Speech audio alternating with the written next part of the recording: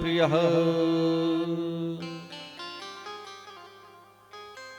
श्री सूत जी महाराज कह रहे हैं कि हे सौनकादृशियों, पंडित जी की पत्नी जो थी वो भयंकर झगड़ालू थी।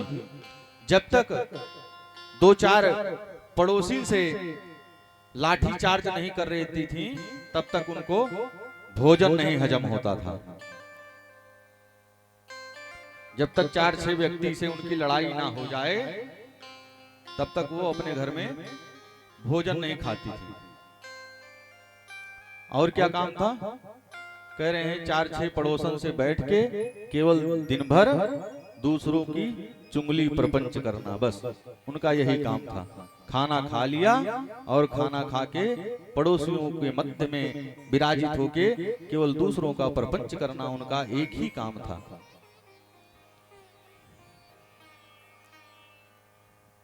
पर पंडित जी जो थे वो बहुत ही सीधे और सरल थे। पर दोनों के मन में एक ही कष्ट था। वो कष्ट था कि इनके कोई संतान नहीं था। दोनों को कोई संतान नहीं था। दोनों के मन में कष्ट था कि यदि हमारे भी कोई संतान हो जाता तो हमें भी बुढ़ापे का सहारा हो जाता। सबके मन में, जितने भी सांसारिक व्यक्ति हैं, सबके मन में एक ही आशा होती है कि हमारे भी पुत्र हो जाए तो वृद्धावस्था में हमें भी सहारा बनेगा। लेकिन क्या करें, ये प्रारब्ध बस कर्मानुसार, कर्म प्रधान विश्व रचि राखा, जो जस कीन सो तस फल चाखा। जैसे हमने कर्म कर रखे हैं वो हमें भुगतान जरूर करना पड़ेगा, आज नहीं तो 10 दिन बाद, क्योंकि कर्म से कोई बच नहीं सकता है। देखिए, जो आज गेहूं का रोपण चल रहा है, इसी को हम आगे चल के गेहूं ही काटेंगे, धान नहीं काट सकते ना, धान को नहीं काटा जा सकता है। ऐसे ही जो अभी हमने कर्म कर रहे हैं बैठ के, ये जो हम भागवत के मध्य में पंडाल में बैठे हुए हैं, ये भी एक कर्म है। ये जो हम कर्म कर रहे हैं इसको कहीं ना कहीं हमें इसका फल अवश्य मिलेगा। देखिए, ये जो कैमरा लगा है ना, ये कैमरा आज लगा है। सीसीटीवी कैमरा जो बना है ये आज बना है, लेकिन जब इस संसार की रचना हुई है उसी समय एक सीसीटीवी कैमरा लग गया है। उसी समय हम क्या कार्य कर रहे हैं, किससे कैसे वार्ता कर रहे हैं, किससे कैसे हम बात कर रहे हैं, अच्छा कर रहे हैं या बुरा कर रहे हैं, सब हम सीसीटीवी कैमरे के नजर में है। सब कैद हो रहा है और इसका हिसाब हमें जाके देना पड़ेगा, ये निश्चित है।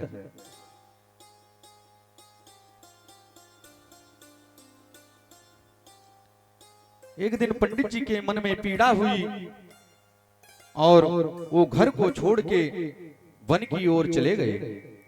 वो वन में एक वृक्ष के नीचे बैठकर रो रहे थे। उधर से एक संत निकले और पंडित जी को रोते हुए देखकर संत ने पंडित जी से पूछा कि आप क्यों रो रहे हो, क्या कारण है? देखिए, रोना तभी आता है जब कुछ ना कुछ दुख का कारण हो। ऐसे तो कोई रोता नहीं है, कोई रोएगा नहीं। जब कोई ना कोई कष्ट होगा, हमारे आत्मा में पीड़ा होगी, तभी व्यक्ति रोता है।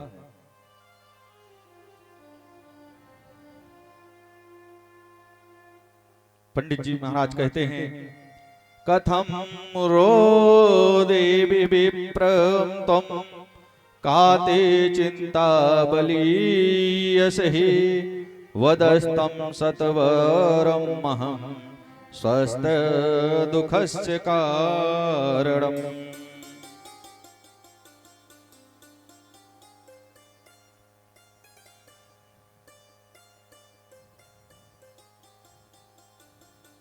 आज जब संत ने पंडित जी से प्रश्न किया कि आप क्यों रो रहे हो, आपका रोने का क्या कारण है, तो पंडित जी और जोर जोर से फूट फूट के रोने लगे।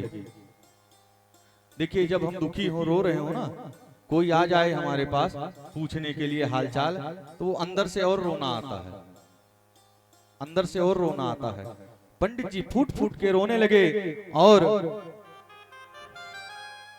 संतों के चरणों में गिर गए और प्रार्थना करते हैं, किम प्रवीमृषे दुखम पूर्व पापेन संचितम मदीयः पूर्वजास्तो करोष्णमुपभूजते।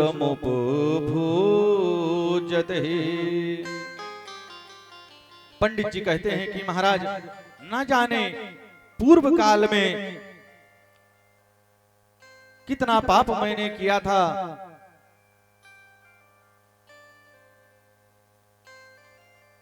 उस पाप का आज मैं भुगतान कर रहा हूं।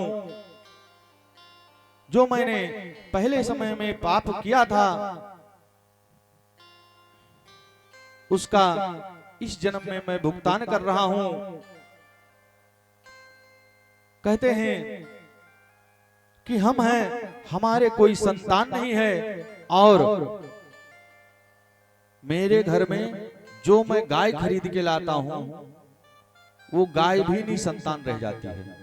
ना तो हमारे कोई संतान होती है और ना हमारे गाय को कोई संतान होता है। और यहां तक है कि जो मैं तुलसी अपने हाथों से या मेरी घरवाली अपने हाथों से तुलसी का रोपण करते हैं, वो तुलसी भी सूख जाती है, तुलसी भी कभी हरी नहीं रह जाती, तुलसी भी नहीं लगती है।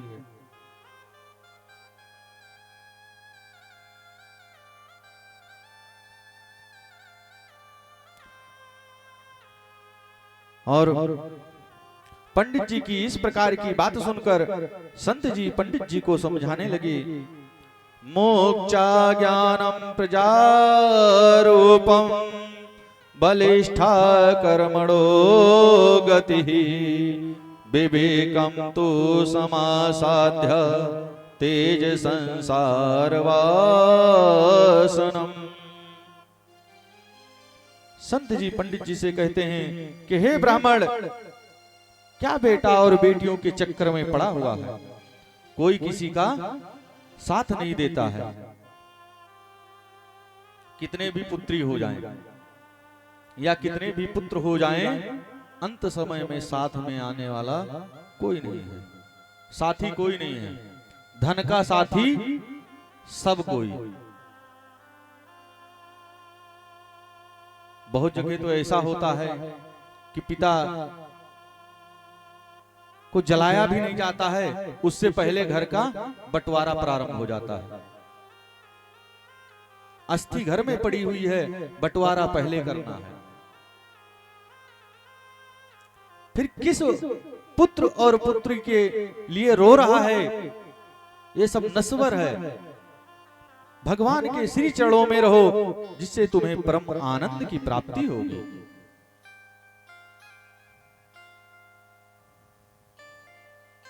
और कर्मों की गति जो है ये बड़ी बलवान है, इसलिए विवेक से काम लो और बेटा बेटी के चक्कर में ना पड़ो।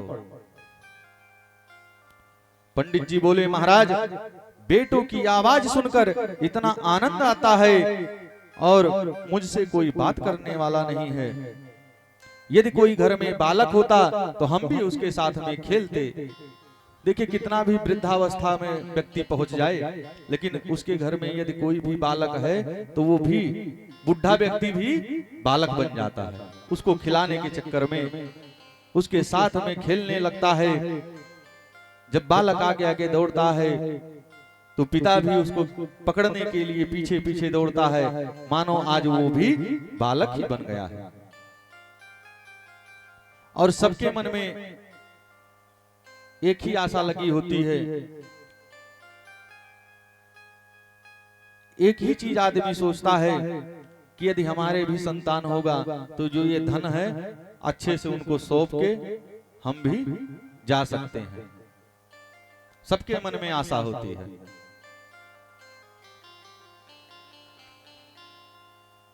कहते हैं गृहस्थ रससो लोके पुत्र पोत सरमानवतः। पंडित जी कह रहे हैं